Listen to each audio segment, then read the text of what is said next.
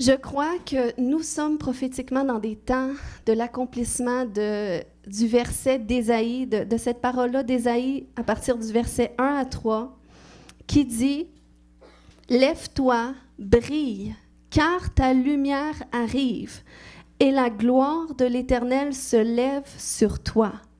Certes, les ténèbres couvrent la terre et l'obscurité profonde enveloppe les peuples, mais sur toi, dis sur moi, l'Éternel se lèvera. Sur toi, sa gloire apparaîtra. Des nations marcheront à ta lumière et des rois à la clarté de ton aurore. » Amen. Donc, je crois que c'est un passage qui est très actuel pour les temps dans lesquels nous sommes. Ça ne prend pas un don de discernement extrêmement développé pour voir que les ténèbres recouvrent la terre autour de nous, recouvrent les peuples. On peut le voir même lorsqu'on écoute les nouvelles. Je sais que des fois, en tant que chrétien, on a entendu « n'écoutez pas les nouvelles, c'est juste négatif ». Mais aujourd'hui, ma perspective, elle est différente. C'est bon d'écouter les nouvelles pour savoir qu'est-ce qui se passe, puis pour savoir comment prier aussi pour notre nation ou les nations. OK? Puis, si vous écoutez les nouvelles, vous avez sans doute remarqué particulièrement une augmentation de crimes chez les jeunes, faits envers les jeunes. Comment est-ce que c'est tellement intense? On voit plus de jeunes impliqués dans les crimes organisés. On voit plus de jeunes qui se font tuer, des meurtres chez les jeunes, même par leurs propres parents. C'est des choses qu'on entend dans nos nouvelles au Québec. Puis on voit une augmentation de crimes chez les jeunes dans les garderies, au niveau de la DPJ, puis au niveau aussi des centres jeunesse. Donc, on voit que nos jeunes sont vraiment ciblés par l'ennemi. Puis, je crois que c'est là depuis toujours, d'une certaine façon, parce que les jeunes d'aujourd'hui sont les adultes de demain. Donc, assurément, le diable va essayer de les détourner justement de la voie dans laquelle ils devraient marcher. Il va essayer de corrompre, pervertir leur sentier, briser leur vie comme ça pour qu'ils ne puissent pas rentrer dans leur destinée. Puis, à un moment donné, quand que je réalisais tout ça, puis là, j'étais devant le Seigneur, j'étais en prière, je disais, mais Seigneur, de quelle façon qu'on doit prier pour que ces choses-là cessent? Je ne sais pas si vous êtes comme moi, mais moi, quand j'entends des choses comme ça, je dis non, on a l'autorité en Jésus. Donc, qu'est-ce qu'on peut faire? Comment est-ce qu'on peut prier? Ou qu'est-ce qu'on peut faire pour qu'il y ait un changement? Parce que quand on lit la Bible, OK? Puis on doit regarder aussi qu'est-ce qu'on vit à la lumière de la Bible. Puis lorsqu'on lit la parole de Dieu, on peut voir que les crimes envers les jeunes, ça fait partie des malédictions qui sont associées aux iniquités d'une famille. Donc, c'est vraiment des choses qui font partie, vous irez voir dans Deutéronome 28, ça fait partie des malédictions. Puis, bon, comme la Bible nous dit, tous sont péchés, tous sont privés de la gloire de Dieu. Donc, ça veut dire que tous sont vulnérables à être des cibles de l'ennemi, comme ça. Leurs jeunes sont vulnérables.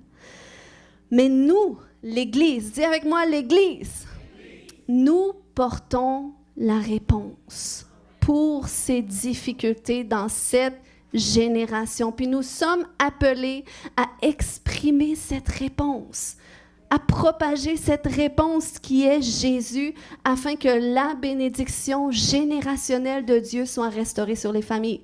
Ça, c'est ma vision. C'est ce que je vois que Dieu veut faire. Donc, alors que je posais ces questions à Dieu pour savoir, mais qu'est-ce qu'on doit faire pour que ça cesse? Comment est-ce qu'on doit prier? Qu'est-ce qu'on doit mettre en œuvre?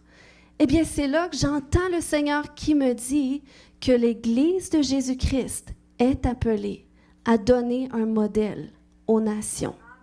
OK? Parce que Ésaïe 60, c'est de ça que ça parle. Ça nous parle à nous, l'Église de Jésus-Christ, les enfants de Dieu, le peuple de Dieu. Ça parle au peuple de se lever et de briller. Et de cette façon, la gloire de Dieu va venir sur nous. Et c'est ce qui va faire en sorte que des gens qui vont être attirés à suivre cette gloire. Donc, en d'autres termes, c'est comme lorsqu'on se lève dans notre destinée en Jésus et que sa gloire vient nous envelopper. Eh bien, ça veut dire qu'on se met dans une position où est-ce qu'on peut influencer les gens autour de nous. Puis je crois que l'Église de Jésus-Christ est appelée à donner un modèle d'exemple pour les nations autour. Donc, c'est pour ça qu'on prêche tous ces messages-là. C'est pour ça qu'on met un emphase sur l'obéissance, l'importance d'obéir à Dieu, l'importance de discerner sa volonté pour marcher dans ses voies. C'est pas juste parce que le Seigneur, il veut élever une armée qui va se conformer à ses voies, mais c'est parce que le Seigneur, il y a une perspective beaucoup plus grande. Le Seigneur compte sur nous pour qu'il y ait un changement dans les nations autour. Amen. Donc, c'est normal qu'il y ait des choses qu'on doit suivre. Donc, c'est là que le Seigneur, il me dit, à travers ma pensée, que l'Église de Jésus-Christ est appelée à donner un modèle d'exemple pour la restauration des familles. Donc, c'est pour ça le titre de mon message, Restaurer le modèle de la famille. Je crois qu'à travers l'Église de Jésus-Christ, le Seigneur veut restaurer le modèle de la famille à travers de nous. Bon, peut-être ça fait pas de sens en ce moment, mais vous allez voir ce matin. Parce que c'est la restauration du modèle de la famille au sein de l'Église, tel que Dieu l'a conçu, qui va honorer l'autorité de chaque personne dans sa position appropriée. Ça fait partie des valeurs de Dieu. Okay? Puis ça, c'est au sein d'une famille qu'on découvre ça, qu'on découvre la place de l'homme par rapport à la femme, qu'on découvre la place des parents par rapport aux enfants, qu'on découvre la place de l'homme et de la femme dans la société ou dans le ministère qui ont une position égale selon ce que Dieu l'a conçu. Par exemple, dans le foyer, dans la famille, c'est différent parce que Dieu a établi un ordre. Ensuite, c'est à travers ce modèle-là aussi qu'on découvre la place que les enfants ont auprès de Jésus. On sait que Jésus a un cœur pour les enfants. Il nous dit même qu'on doit ressembler aux enfants. Donc, les enfants, même si ils doivent être dans une position d'honneur envers nous, qu'on doit leur apprendre, qu'on doit les éduquer et tout ça, ça reste que le Seigneur a disposé les enfants d'une façon que nous aussi, on peut apprendre d'eux. Donc, même si on doit les éduquer, on doit aussi voir la pureté de leur cœur et comment est-ce que c'est un cœur comme ça que le Seigneur nous appelle à avoir devant lui, si on veut vivre et voir son royaume. Amen? Donc, ça, par rapport à la position, c'est des valeurs qui proviennent de notre Bible, puis qui nous apprend comment marcher ensemble, dans l'unité, bien coordonnée, chacun à sa position, chaque membre à sa position. Puis c'est comme ça qu'on peut être bien coordonné et avancer, grandir, puis être une expression de Jésus qui est plus complète que si on est seul, à droite, à gauche, divisé, parce qu'on est borné avec nos propres façons de penser. Okay? Le Seigneur nous appelle à cet endroit d'unité. C'est pour ça que je parle de famille.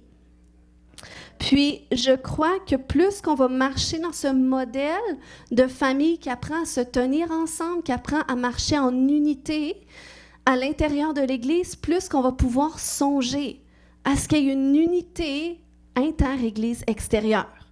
Mais je crois qu'on n'est pas encore tout à fait rendu là. Parce que si ce n'est pas notre réalité à l'intérieur, ça va être difficile à l'extérieur d'envisager ça. C'est comme, je peux désirer que toutes les familles soient en harmonie, toutes les couples soient en harmonie, mais si ce n'est pas ma réalité, dans mon foyer, eh bien peut-être que je vais avoir des bonnes intentions, des bonnes paroles, mais ça n'exercera pas la même influence que si je le vis. C'est du même principe que les enfants, sûrement que vous avez déjà entendu ça, les enfants ne vont pas nécessairement reproduire qu'est-ce qu'on dit, mais qu'est-ce qu'on fait. Donc, on est appelé à donner un modèle dans la mesure qu'on met en pratique aussi des principes qui vont exercer une influence, des principes qui, bien sûr, s'associent avec le plan parfait de Dieu. Amen. Donc, c'est pour ça que c'est bien qu'on fasse l'évangélisation, c'est bien qu'on prêche un message d'amour autour de nous, mais on doit le vivre aussi. Si je prêche un message d'amour, mais que j'ai du mal à aimer, mes semblables, ou j'ai du mal à aimer les gens qui m'offensent, eh bien, mon message n'aura pas le même impact que si c'est quelque chose que dans le sacrifice de moi, je m'exerce à faire, même quand c'est difficile, parce que Dieu le voit. Et je crois que ça fait ressortir une onction de nous, la gloire de Dieu qui se lève, qu'on ne peut pas contrôler la gloire de Dieu. Ça, c'est la portion que Dieu déverse sur nous. Mais Dieu voit, lorsqu'on est à cet endroit, qu'on cherche à faire sa volonté, qu'on cherche à mettre en application ses principes, quand c'est difficile, quand on a un cœur qui est meurtri parce qu'on est séparé entre la crucifixion de la chair, puis on essaye d'avancer, puis c'est difficile. Mais Dieu, c'est comme ça qu'il déverse sa gloire. Donc, pour restaurer ce modèle de famille au sein de l'Église, il nous faut un retour aux valeurs de la famille, évidemment. Comme par exemple l'honneur. L'honneur qui implique l'humilité, puis le respect envers chaque personne. Et je crois que dans l'Église, c'est quelque chose que Dieu veut restaurer. Aussi la soumission, qui favorise l'unité. Quand la Bible nous dit « soumettez-vous les uns aux autres », donc ça favorise l'unité. On apprend à mettre de côté des fois nos idées, qu'est-ce qu'on voudrait, nos désirs, pour le bien de l'autre, pour la volonté de l'autre. Puis le Seigneur, il nous apprend comme ça. Ensuite, tu as l'obéissance qui est aussi une valeur de la famille, qui vient dans un endroit de confiance et d'amour, qui vient dans cet endroit où est-ce qu'on a besoin d'être éduqué. Et puis l'éducation va nous apprendre l'obéissance. Puis ça, c'est des principes qu'on est supposé apprendre dans un cadre familial sain, tel que Dieu l'a conçu. Puis c'est vraiment des principes qui proviennent d'un endroit d'amour. Okay? C'est l'amour ultime, c'est de là que ça part. C'est par rapport à l'amour que Jésus a dit dans Jean 13, 35, qu'à ceux-ci, tous, dites avec moi tous reconnaîtront que nous sommes ses disciples à l'amour que nous avons les uns pour les autres. Amen. Donc, ces principes-là, ces valeurs-là du royaume, ça provient d'un endroit d'amour. Puis je crois que Dieu nous appelle à restaurer l'amour d'une famille entre nous. Puis c'est ce modèle d'amour qui va impacter les familles autour. Bon, maintenant, la grande question, c'est comment est-ce qu'on peut y parvenir? Parce que si on est honnête avec nous-mêmes, puis même avec les statistiques du Québec qui dit que 2 personnes sur 3 proviennent d'une famille dysfonctionnelle, eh bien, peut-être qu'on se demande comment est-ce que l'Église va parvenir à reproduire un modèle de famille si la majorité d'entre nous, on provient ou on est peut-être dans des familles actuellement dysfonctionnelles. Puis, on provient tous de des vécus différents, de des cultures différentes, de des nations différentes. Donc, comment est-ce qu'on va parvenir à mettre ça tout ensemble et dire on forme une famille? Eh bien, je crois honnêtement que c'est impossible humainement, sans le Seigneur, OK? Mais je crois que c'est possible avec Christ comme fondement lorsqu'on est focusés ensemble dans une même direction qui est Jésus, et à travers Jésus vient toutes ses valeurs aussi, son système de valeurs qui provient de son royaume, donc qui provient d'une même culture. Et si on fixe les yeux là-dessus, je crois que par la grâce de Dieu, on va parvenir à former ce modèle qui demande, oui, du travail, qui demande de l'entretien, qui demande beaucoup de choses, mais que si ça fait partie de notre cœur, le Seigneur va nous donner la capacité d'y parvenir. Amen. Parce que si Jésus a prié avec instance en disant qu'il soit un, comme nous sommes un, dans Jean 17, 20 à 21, il a dit « Ce n'est pas pour eux seulement que je prie, mais encore pour ceux qui croiront en moi par leur parole. » Donc, il parle de nous ici. « Afin que tous soient un, comme toi, Père, tu es en moi, et comme je suis en toi, afin qu'eux aussi soient un en nous, pour que le monde croie que tu m'as envoyé. » Donc, si Jésus a prié qu'ils soient un ensemble, les uns avec les autres, qu'ils soient un en nous, mais aussi un ensemble. Amen. Si Jésus a prié ça, c'est parce que c'est possible pour nous de le vivre.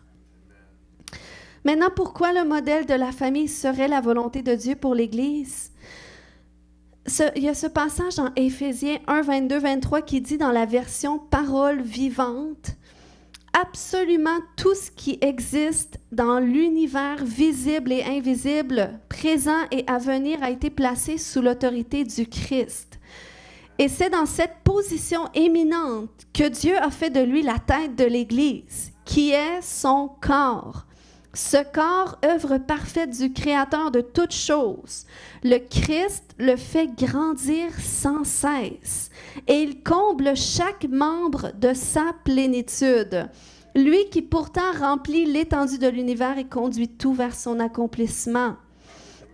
Amen. Donc, si l'Église qui représente l'assemblée de tous ceux qui sont appelés de Dieu, c'est une représentation du corps de Christ, eh bien, c'est que nous sommes ensemble tous les membres les uns des autres, comme les membres d'une famille. Nous sommes membres des uns des autres. Donc, ça, c'est Romains 12, 5 qui nous le dit en plus.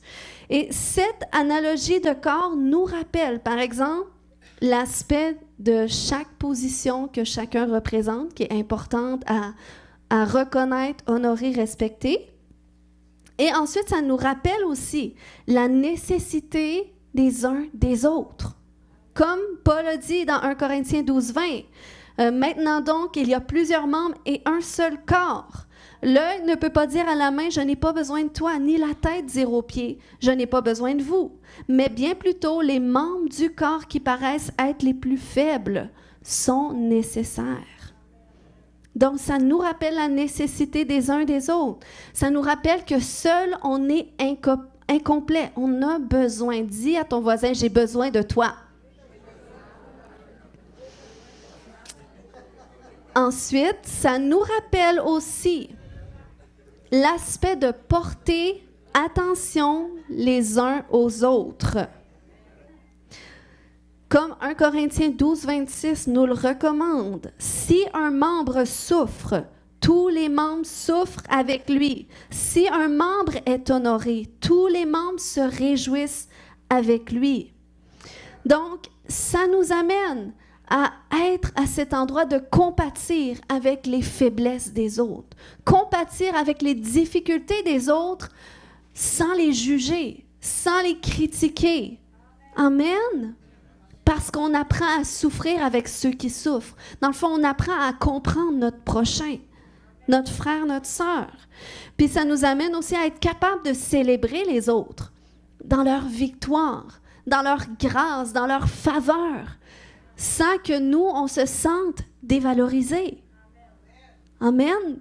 Dieu veut qu'on sorte de la jalousie, de l'envie, qui va nous permettre de voir les perles que Dieu met en chacun, puis qui va nous amener à cet endroit de vouloir les faire ressortir.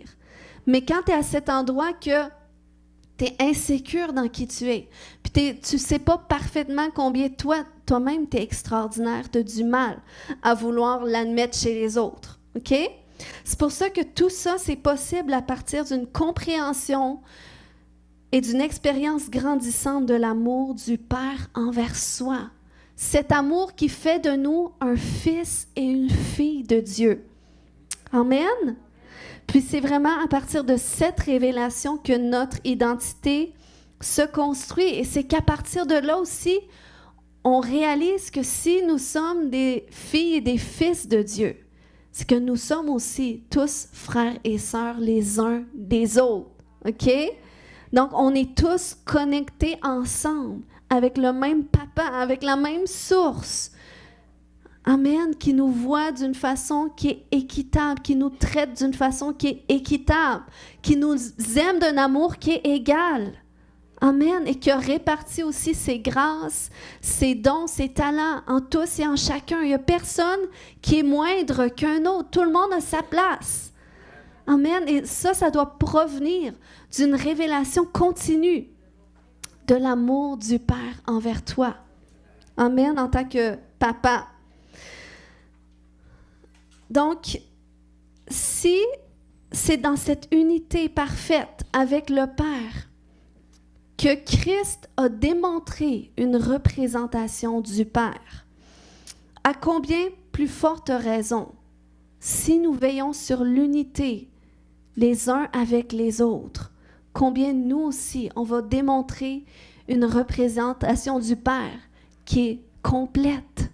Amen. Et qui est parfaite aussi. Il n'y a personne qui a toute la patente ici. OK? Même pas moi qui vous parle. J'apprends en même temps que vous. OK? Mais lorsqu'on est connectés ensemble, c'est là qu'on peut former un corps qui est beaucoup plus complet. C'est là que Dieu manifeste sa gloire. Amen, dans cette unité-là. Puis même la Bible nous dit que c'est l'unité qui fait subsister. Si une maison est divisée contre elle-même, elle ne peut pas subsister. Donc c'est pour ça que le diable s'en prend autant à diviser, à causer des divisions dans le corps de Christ.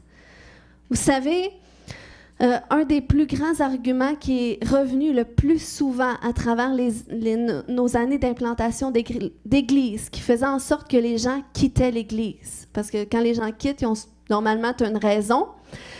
Puis la phrase qu'on a entendue souvent, puis je la dis aujourd'hui parce que peut-être c'est une phrase aussi que l'ennemi a pu souffler dans vos pensées. Puis c'est une phrase qui est vraiment démoniaque.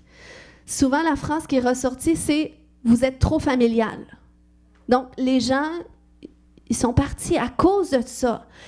Mais vous voyez que c'est l'ennemi qui vient amener ce type de pensée-là. Parce que c'est une force qu'une famille soit unie ensemble. Le Seigneur m'a sauvée. J'ai été sauvée par la grâce de Dieu.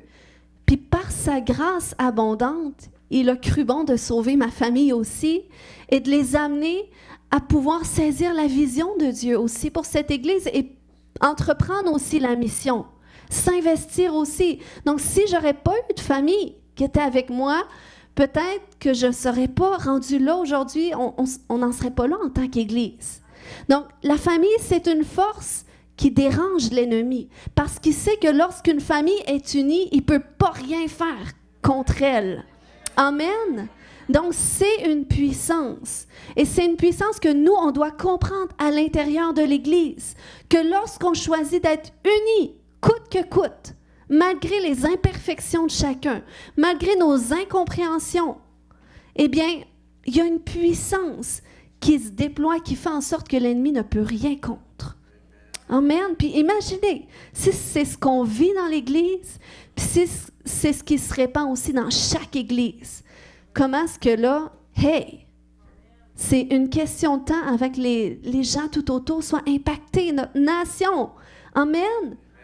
Puis plus que la gloire de Dieu vient, plus que sa lumière vient, plus que les ténèbres reculent aussi, plus que les crimes ils peuvent plus subsister, plus que l'ennemi doit partir. Moi, j'ai entendu un témoignage une fois parce que là, je me disais j'entendais comment est-ce qu'il y avait de la sorcellerie qui se faisait, puis là, je me mettais à prier, à attaquer les sorciers, mais là, j'ai réalisé que non, c'est pas une bonne façon de prier. Non, je disais, Seigneur, mais qu'est-ce qu'on doit faire? Puis là, un moment donné, j'entends un témoignage d'une église, justement, qui ont commencé à faire des décrets prophétiques pour prendre possession du territoire, puis que chacun puisse aussi se lever dans son appel, dans sa destinée. Puis, la gloire de Dieu est tellement venue sur cette église-là que les sorciers ont dû déménager.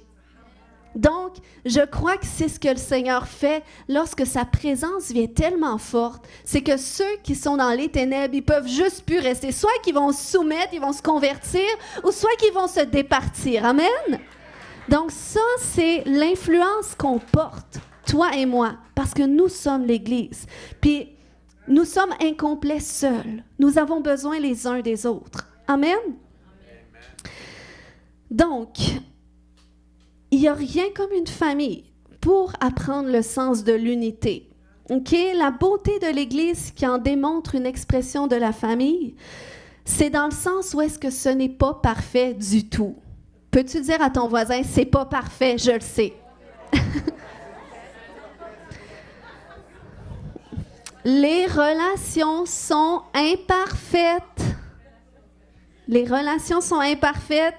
L'harmonie n'est pas toujours là. C'est un travail qui est continu. C'est un travail où est-ce qu'on doit recommencer, on doit se répéter. Moi, je suis dans cette étape-là dans l'éducation de mes enfants. On doit constamment revenir et constamment les ramener. OK? Puis l'autre jour, pour ceux qui ne savaient pas, ça fait quelques semaines que j'ai donné une formation pendant 6 semaines, une formation sur la délivrance. Puis, je n'ai pas fait beaucoup de promotion dans l'Église parce que je me suis dit, la majorité des gens ici me suivent sur mes réseaux. Donc, si ça les intéresse, ils vont tout simplement s'inscrire. Puis, ça a tellement été une formation extraordinaire, en tout cas, moi, j'ai trouvé, là, pour l'avoir donnée. Puis, aussi, tous les témoignages qui en sont ressortis. Puis, qu'est-ce qui était le fun de cette formation-là? C'est que les gens qui se sont inscrits, c'était des gens qui voulaient être là. C'était des gens qui étaient contents. Donc, je n'ai pas eu besoin d'aller tirer sur personne pour dire « Bon, tu vas te connecter, là, on a notre Zoom. » Non, les gens étaient là, il y avait hâte, il y avait soif. Puis, il y avait cet aspect-là de reconnaissance de qu'est-ce que je faisais envers eux, le ministère. Puis, il y avait cet aspect-là de célébration, d'honneur. Puis, à cause de leur attitude, ça faisait en sorte que Dieu agissait tellement de façon extraordinaire. Parce que les gens, leur cœur était disposé, puis ça faisait en sorte qu'ils avaient foi en Dieu par rapport à qu'est-ce qu'ils voulaient vivre. Donc, ils recevaient. Puis, j'ai vraiment aimé beaucoup cette expérience-là. Puis là, quand je pensais à ça, je me suis mis à repenser à l'Église. Puis à me dire, c'est une réalité différente avec l'Église. OK? À l'Église, tu es là tout le temps, tu essaies d'organiser des programmes, des temps de prière, des temps de jeûne, des temps de connexion, des temps de formation. Tu essaies d'encourager les gens à être là. Même le dimanche matin, tu n'es jamais sûr si les gens vont être là. Puis, tu sais, c'est pas la même dynamique. Parce que aussi, tu essaies d'amener des messages qui vont être généraux, qui vont rejoindre un petit peu tout le monde. Donc, tu peux pas aller trop intensément juste dans une direction. Puis là, tu sais jamais comment les gens vont le prendre. Il y a des gens qui sont contents, des gens qui sont toujours reconnaissants, qui vont aller chercher le meilleur. Mais tu as d'autres personnes qui sont plus réticents, il y en a qui sont plus susceptibles, il y en a qui sont moins contents, il y en a qui sont là parce qu'ils se sont fait forcer d'être là, puis ça ne leur tente pas trop. Puis tu as des gens ils vont être transformés, il y a des gens qui me contactent à toi semaine. J'ai un témoignage extraordinaire de ce que Dieu fait, mais tu as les autres personnes qu'on dirait qu'il ne se passe pas grand-chose. Pourtant, je prie, j'essaie de tellement profond, mais on dirait qu'il y a des gens que ça passe comme un petit vent comme ça. Puis, je me mettais à réaliser ça. Mais malgré tout ça, OK, malgré que c'est imparfait, malgré que ça ne va pas nécessairement dans la vision que moi j'aimerais, eh bien, ça ne change pas qu'on est quand même tous ensemble. Ça ne change pas qu'on est tous un corps ensemble, même si on est tous différents, on vit tous notre foi de façon différente, on s'exprime tous de façon différente, on réagit de façon différente. Donc, ça ne change pas qu'au final, on est un, OK? Puis, je pourrais me dire, OK, parce que quand je pensais à ça, j'ai comme eu cette tentation de dire, il me semble que qu'est-ce que je vis dans mes formations, c'est un sentiment qui est plus fun que des fois, qu'est-ce que tu vis dans l'Église qui faut tout le temps que tu forces la main des gens. Bien, pas de tout le monde, mais c'est une impression, tu sais, c'est bon, ceux qui ont déjà été pasteurs pourraient comprendre. Mais, tu sais, cette tentation de dire, mais il me semble que je m'en retrouverais mieux là. Mais vous savez qu'est-ce que, mettons, j'ai vécu dans cette expérience-là? Ce n'est qu'une minime partie de la vie d'un ministère. Puis je crois qu'il y en a ceux qui se sentent appelés au ministère pourraient rechercher le ministère pour qu'est-ce que tu sens dans ces moments-là où est-ce que tu te sens valorisé personnellement, puis les gens sont tellement désireux que tu n'as même pas besoin de rien faire, tu regardes Dieu agir, puis tu es là, wow! Donc, il y a ce côté-là qui voudrait peut-être rechercher ça, mais en même temps, il y a Dieu qui me ramène puis qui me dit non, la réalité, c'est qu'est-ce que tu vis à l'Église. Comme la réalité, c'est qu'est-ce que tu vis dans ta famille aussi. Parce que Soyons honnêtes, OK? On peut être à cet endroit où est-ce qu'on est célébré partout. Tu arrives au travail, les gens sont contents de te voir, tu donnes un travail excellent, tu es célébré. Tu arrives dans tes activités sportives, puis tu es célébré, tu es tellement bon, les gens t'aiment, puis tu crées des connexions, tu arrives dans ton bénévolat, tout le monde t'aime. Tandis que tu arrives dans ta famille, puis c'est ça. C'est ça. Pourquoi? Parce que les gens te connaissent. Les gens sont habitués à toi, ils te voient à tous les jours, ils connaissent tes blagues, ils connaissent tes habitudes, ils connaissent tes qualités, mais ils connaissent tes défauts aussi. Puis, c'est pas tout mauvais, dans le sens que il y a une authenticité dans les relations qu'on vit dans notre famille qu'on ne vivra pas nulle part ailleurs. Les gens qui me célèbrent quand je fais le ministère, qui disent « Wow! » Les gens ne me voient pas dans mon quotidien. Puis ma réalité, c'est qu'est-ce que je vis dans mon quotidien. Puis honnêtement, quand je suis dans ma famille, j'en ai des défis. J'en ai des défis. Puis même à un moment donné, je réalisais il y a quelques instants, parce que là, on est dans une transition de maison, puis tout ça, puis les enfants sont quand même 6 et 8 ans. Puis des fois, dans des temps de tension, des temps de crise, je pouvais avoir cette petite pensée. Il me semble que je me volatiliserais quelques secondes. Je ferais un petit voyage dans l'esprit. Seigneur, tu veux pas m'amener quelque part? Mais c'est pas comme ça que ça se passe. Tu sais, puis ce désir de vouloir comme prendre la fuite quand c'est difficile, c'est un désir, une tentation qui est humaine, OK? Mais qui n'est pas bonne à suivre. OK? Parce que Dieu nous amène à cet endroit-là où est-ce qu'il veut qu'on affronte notre réalité. Il veut qu'on fasse face à nos défis, face à nos relations. OK? Puis, il n'y a rien comme la famille pour t'apprendre justement à travailler ton caractère. Parce que les défis que m'apporte l'éducation avec mes enfants, eh bien, ça travaille mon caractère. Puis c'est nécessaire pour que je puisse grandir. Parce que si, un moment donné, je suis tannée, je dis, ben vous écoutez pas, je m'en vais. Eh bien, c'est pas ça qui va rien régler. Mais humainement, des fois, on a cette tentation-là de dire, quand c'est difficile, ben tant pis, moi, je vais aller d'un endroit où est-ce que je suis célébrée. Okay? On pourrait se dire ça à l'église aussi. Le dimanche matin, il y a tout le temps cette sœur, ce frère qui ne fait jamais de sourire, qui est toujours bête.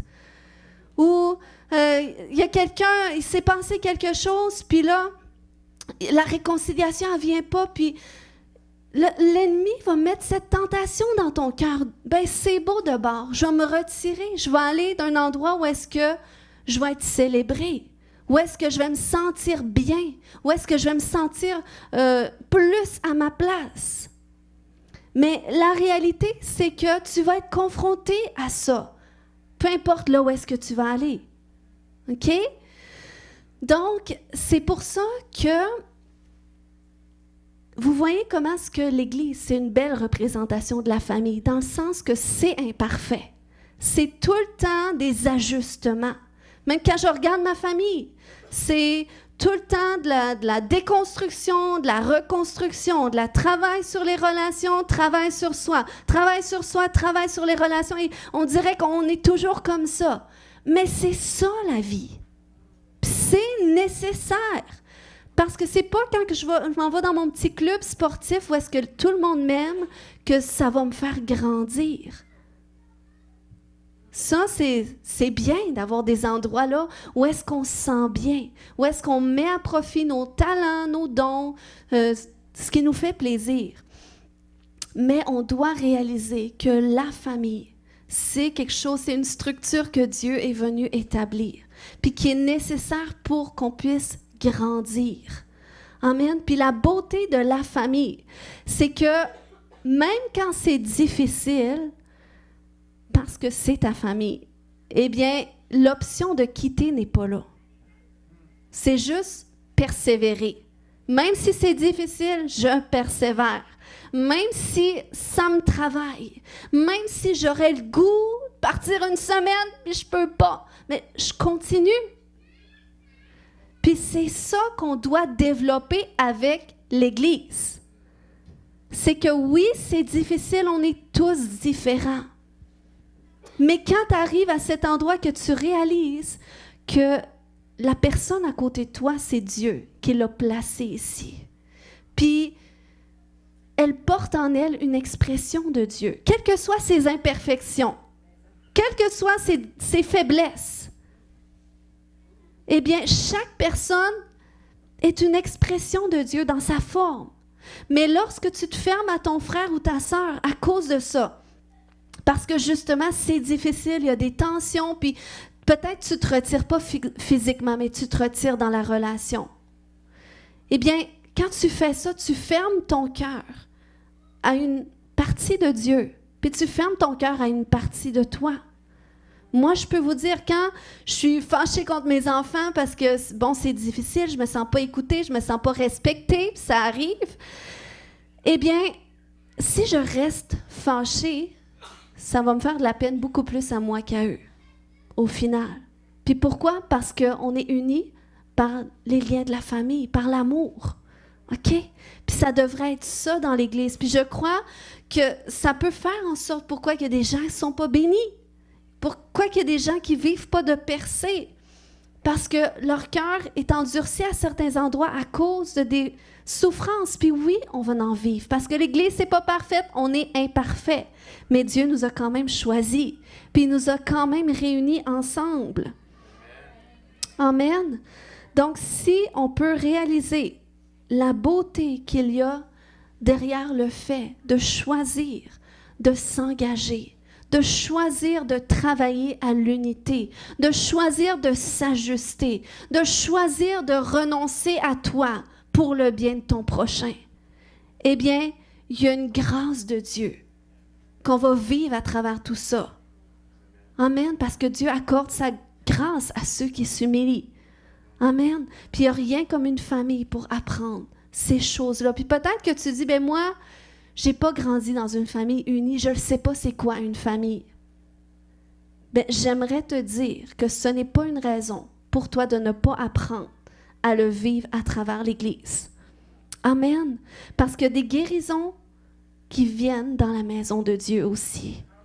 Puis il y a des guérisons dans les relations, des restaurations que Dieu fait à travers les relations fraternelles qu'on développe les uns avec les autres. Donc, on doit permettre à Dieu de nous montrer, de nous enseigner lui-même à quoi ressemble une famille selon son plan, selon sa volonté. Amen. Pour nous amener à accomplir cette prière de Jésus qui a dit qu'il soit un, comme nous sommes un. Donc, s'il faut que tu sois un avec ton voisin, ça ressemble à quoi? S'il faut que tu sois un avec ton frère, ta sœur, qu'est-ce que tu vas changer dans ton cœur? Quelle disposition que tu vas faire? Et je crois qu'il y a une force qui vient lorsqu'on le fait, que Dieu va débloquer des percées extraordinaires dans nos vies. Pourquoi? Parce qu'on a besoin les uns des autres. On a besoin on a chanté ce matin que son onction descende sur nous. On veut que son onction, son huile vienne sur nous. Amen. Mais elle vient dans la mesure aussi que le corps est bien positionnés ensemble. Amen. Donc, 2 points que je veux revenir ce matin en concluant, c'est que ça va être plus facile pour toi d'envisager la possibilité de vivre l'Église selon un modèle de famille si tu réalises premièrement que tu es une fille ou un fils de Dieu, que tu es son enfant. Tu n'es pas un serviteur de Dieu. On devient des serviteurs, mais à la base, on est des fils et on est des filles à papa. Amen. Et un papa qui sait beaucoup mieux comment nous aimer, qui nous connaît beaucoup mieux que nos pères biologiques humains ont pu le faire, OK? Amen. Donc, c'est ce papa-là. Puis c'est à partir de cette révélation-là que ça va bâtir notre identité.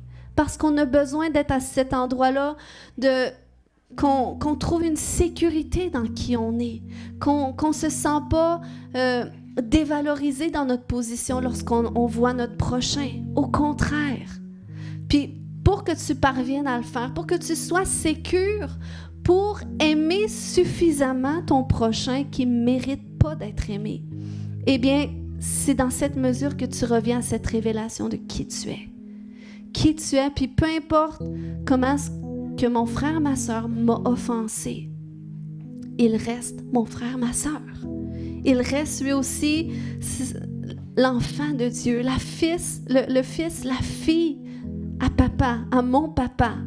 Puis Dieu a mis en cette personne des perles. Puis cette personne-là, peut-être qu'elle vit des difficultés, mais ça ne sera jamais une raison qui est acceptable devant Dieu pour ne pas chercher à l'aimer quand même. Amen.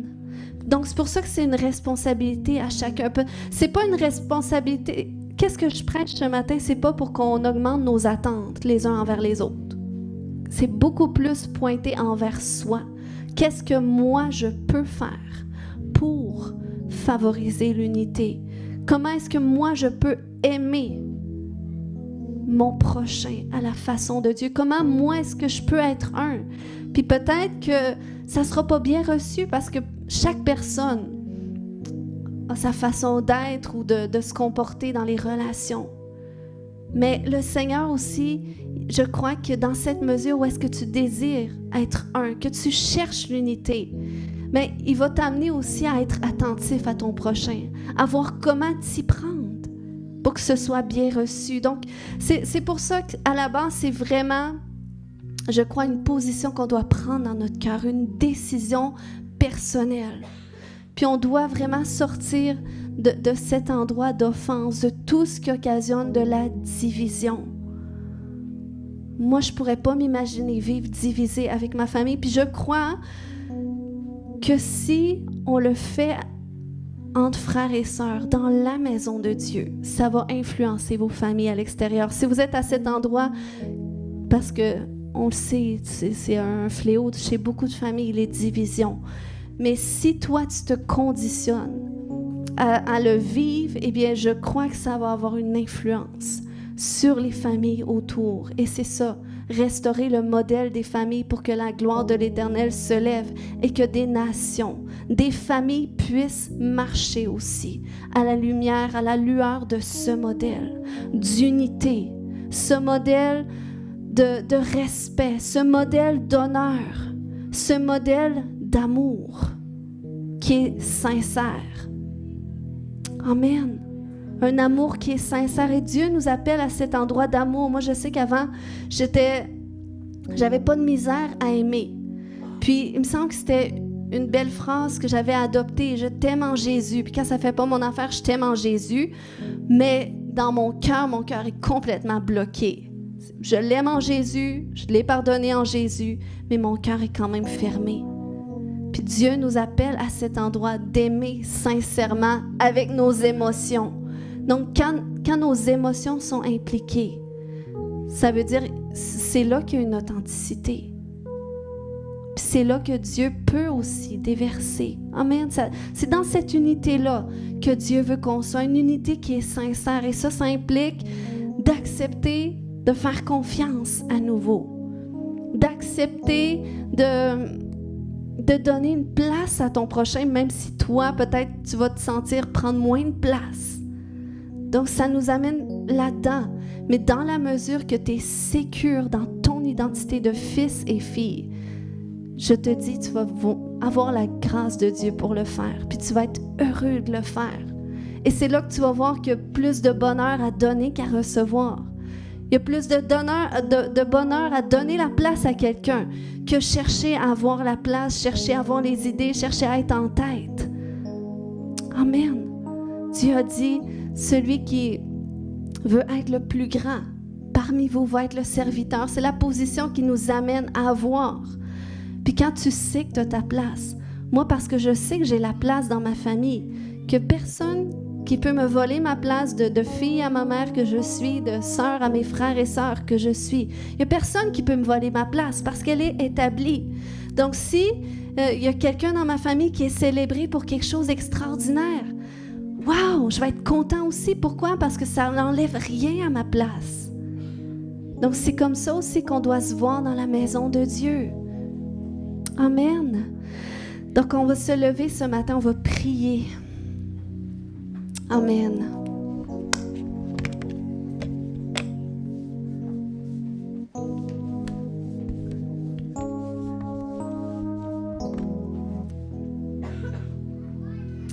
Alléluia. Est-ce qu'on peut fermer les yeux ensemble? Kamayashoreke babatada. Koyashoreke, Seigneur. Viens sonder ton cœur. On veut faire cette prière de David et dire: sonde-moi, ô Dieu, et connais mon cœur. Regarde si je suis sur une mauvaise voie et conduis-moi sur la voie de l'éternité. Viens sonder nos cœurs, Seigneur Dieu. Viens sonder. Alléluia, Saint-Esprit, déverse-toi ce matin. Déverse-toi ce matin. Viens éclairer nos âmes ce matin. Seigneur, amène-nous à ces endroits de se sonder soi-même. Alléluia. Koyashoreke baba baba yashonte. Koyantoreke maya shante. Kayashoto. Seigneur, tu veux nous amener à une compréhension, Seigneur, du fait que l'Église, elle est appelée à donner une représentation de ton amour, une représentation de ces liens qui peuvent nous unir les uns avec les autres comme une famille. Mais je prie, Seigneur, pour une redéfinition qui vienne s'installer dans nos cœurs, parce que peut-être certains ont été déçus par leur famille. Certains ont vécu du rejet dans leur famille. Certains ont été dévalorisés dans leur position familiale. Mais Seigneur, je crois que tu appelles chaque personne à cet endroit de guérison. Je crois, Seigneur, que tu veux que chaque personne saisisse sa guérison. Une guérison qui se saisit dans cette révélation que finalement, on a été créé pour naître de toi. Nous sommes nés de toi, mon Dieu, puis toi, tu nous as donné une place unique, une place qui est propre à nous, que personne ne peut nous ôter. Puis je te prie, Seigneur, de venir renforcer cette révélation dans chaque personne, de la place qu'ils ont auprès de toi, du fait qu'ils sont un fils, qu'ils sont une fille. Alléluia, et c'est de cet endroit que, Seigneur, tu veux fonder leur identité, que tu veux faire le fondement de tout ce qui les valorise, de tout ce qui fait d'eux quelqu'un d'unique. Alléluia, viens déverser ton amour ce matin, Seigneur, dans les cœurs par le Saint-Esprit. Cet amour, Saint-Esprit, cet amour, alléluia, qui fait remonter cette révélation de fils et de filles qu'ils ont. Et parce qu'ils sont un fils ou une fille, ils n'ont plus besoin de se battre pour prouver quoi que ce soit. Ils n'ont plus besoin d'essayer de se protéger même, parce que tu es le Dieu qui veut prendre soin de nous, qui veut couvrir notre nudité, qui veut nous protéger. Alléluia. Alléluia. Et Seigneur, on renonce aujourd'hui à laisser l'ennemi essayer de compromettre notre identité. Au nom de Jésus, on renonce, Seigneur Dieu, à toute pensée qui cherche à nous dévaloriser ou à nous faire sentir inférieurs ou à nous faire sentir moins bons. Dans le nom de Jésus, il y a des choses ce matin que tu dois renoncer, que tu sais que c'est pas la pensée de Dieu, puis ça fait que tu te sens pas bien, ça te fait que tu as du mal justement à créer des relations saines. Est-ce que tu peux ce matin prendre position puis dire: je renonce à croire ces pensées. Au nom de Jésus, je renonce. Alléluia. Je renonce à chercher même à me protéger dans mes relations. Je renonce à chercher à me faire justice, parce que lorsque tu demeures dans l'offense ou dans la rancune, c'est que tu essaies toi-même de te protéger ou de te faire justice dans la situation, mais parce que tu es un fils et une fille à papa. Tu n'as plus besoin de faire ça. Tu trouves la capacité de faire grâce. De faire grâce. Alléluia, de faire grâce. Parce que toi-même, tu marches dans la grâce de ton papa. Au nom de Jésus. Alléluia, Seigneur, déverse en nous cette grâce. Cette grâce de reconnaître qui nous sommes en toi. Au nom de Jésus. Et cette grâce aussi de pouvoir faire grâce aux autres autour de nous, d'accepter d'aimer à nouveau, aimer sincèrement. Seigneur, viens guérir les cœurs à l'instant de toute blessure relationnelle. Au nom de Jésus, viens guérir les cœurs. Je prie pour une huile de guérison ce matin qui vient traverser l'endurcissement de vos cœurs. Ce matin, fais un échange avec Jésus. C'est lui qui a dit, je vais mettre en toi un cœur nouveau. Mais il faut que tu acceptes de lui donner. Il faut que tu acceptes de dire, c'est bon. Seigneur, je ne veux plus porter ça en moi. Je te donne l'amertume envers cette personne. Je te donne même cette blessure, ce sentiment de trahison. Cette trahison, je te la donne. Je ne veux plus la porter. Puis je ne veux plus la voir sur cette personne. Je ne veux plus voir ce mot comme si ça la définissait. Au nom de Jésus, je te le donne, Seigneur Dieu. Je te donne, alléluia, toutes mes blessures.